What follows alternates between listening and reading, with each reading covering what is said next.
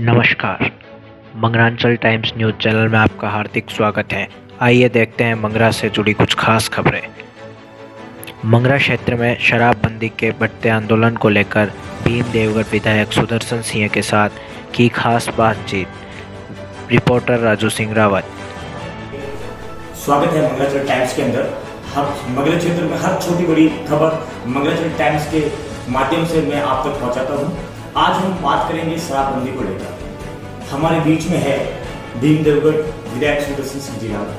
नमस्कार सर, आपके 3 साल के कार्यकाल के अंदर भीम उपखंड की 3 पंचायतों को आपने शराब मुक्त किया। सर, आपने शराबबंदी करके चलो ठेके तो बंद हो गए, लेकिन 2 नंबर के जो हथकड़ शराब है, इनके ऊपर आप अलग से क्या व्यवस्था करेंगे सर?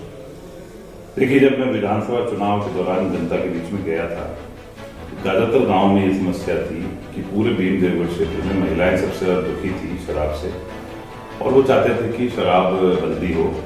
और उसके लिए पहले से ही करीबन 5-7 सालों से बरार, आमेला की बेर और थाने 3 पंचायतें शराब के लिए शराबबंदी की वोटिंग के लिए प्रयास करती। माननीय मुख्यमंत्री जी कुशलपुर आए थे एमकेएसएस के कार्यक्रम में, तब हमने रिक्वेस्ट की थी कि सर, ये 3 पंचायतें कई सालों से संघर्ष कर रही है, आप इनको शराबबंदी की तारीख दिलाएं।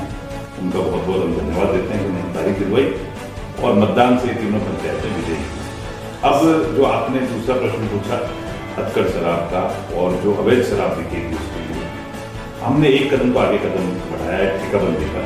और शराबबंदी के लिए निश्चित तौर पर लोकल स्थानीय लोगों की जागरूकता भी बहुत जरूरी है। एक तो उसके अलावा पुलिस प्रशासन को भी हम निश्चित तौर पे पाबंद करेंगे। और अब हमको भी एक माध्यम मिल गया है कि वहां जब शराब की कोई दुकान ही नहीं है, तो उस क्षेत्र में एक तरह से शराब बिक्री से निषिद्ध क्षेत्र हो गया। तो उसको इम्प्लीमेंट कराने के लिए हम पुलिस के माध्यम से थोड़ी सख्ती करके और थोड़ी सी जन जागरूकता पैदा करके उसको करने का प्रयास करें। अभी देखा जाए सर, लगभग 2 और 3 भीम देवगढ़ आपके विधानसभा क्षेत्र के अंदर 5 शराब मुक्त पंचायत हो चुकी है। तो महिलाओं को और युवाओं में क्या बदलाव देखने को मिलेगा? देखिए, एक बात होती है कि जैसे एक तो आपको जब ठेका ही नहीं है तो आपकी उपलब्धता इतनी आसान नहीं है, तो थोड़ा बहुत जो अत्यधिक शराब का सेवन से जो पूरी व्यवस्था बिगड़ी हुई है हमारे मंगरा क्षेत्र में, उस पर रुकावट लगेगी। और जो स्कूल के जाते हुए बच्चे जो शराब की लत में आ रहे थे, उनको भी थोड़ा रोक लगेगी। और निश्चित तौर पर युवा दूसरी तरफ जाएंगे, खेलकूद की तरफ, नौकरी की तरफ, व्यवसाय की तरफ, तो थोड़ा माहौल तो बढ़ देगा। देखिए, एक स्टेप हम आगे बढ़े हैं।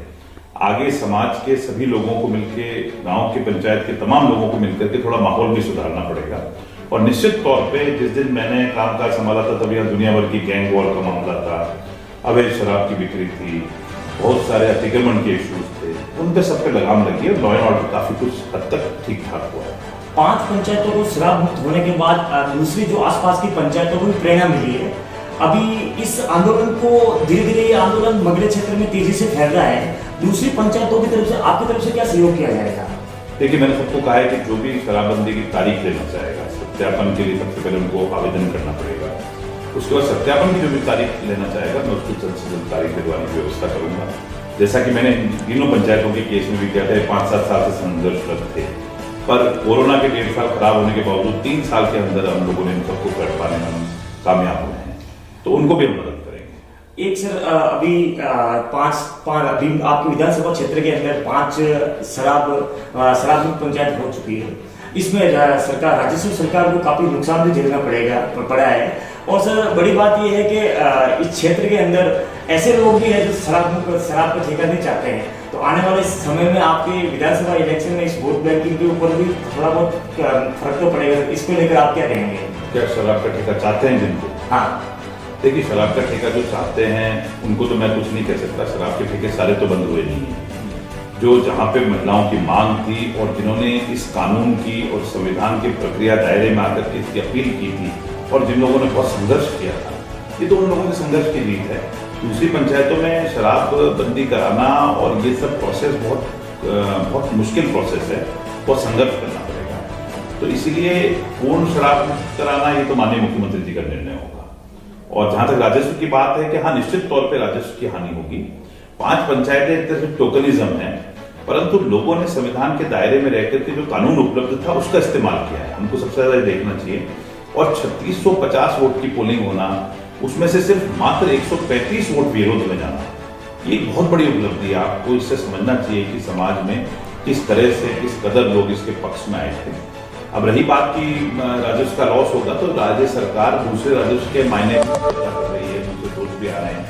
सिर्फ शराब या एक्साइज ये ओनली सोर्स नहीं है, हमारा पेट्रोलियम में बहुत ज्यादा सोर्स बढ़ा है, वैट में हमारा हिस्सा बढ़ा है, तो ऐसे करके जीएसटी में हमारे को हिस्सा अच्छा मिल रहा है। तो सब चीजें चलती रहेगी साथ साथ। और जहां तक पूर्ण शराबबंदी की बात है वो तो माननीय मुख्यमंत्री जी कर रहे हैं। सर, एक शराबबंदी से थोड़ा हटकर सवाल कर रहा हूँ, जैसे कि आज भीमदेव विधानसभा क्षेत्र के अंदर रिको भी शुरू हो रहा है। आज हमारे पास हमने देखा था कि क्षेत्रीय प्रबंधक सुरेश मीणा जी ने उन्होंने निरीक्षण किया था।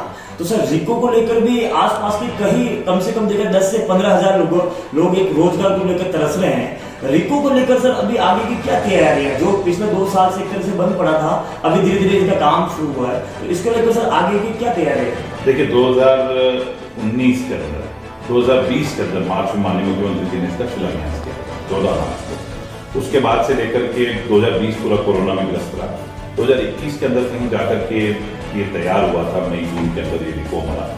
उसके बाद इसकी बिडिंग शुरू हुई है। थोड़ा इसका प्रचार प्रसार उतना नहीं हो पाया जितना होना था। फर्स्ट फेज ऑफ बिडिंग हो गई, सेकेंड फेज ऑफ बिडिंग हो गई, सड़कें बन गई, लाइट का काम चल रहा है, पानी का काम चल रहा है, तो तमाम काम चल रहे हैं। कुछ पहाड़ी क्षेत्र को खोद करके लेवल भी कर रहे हैं।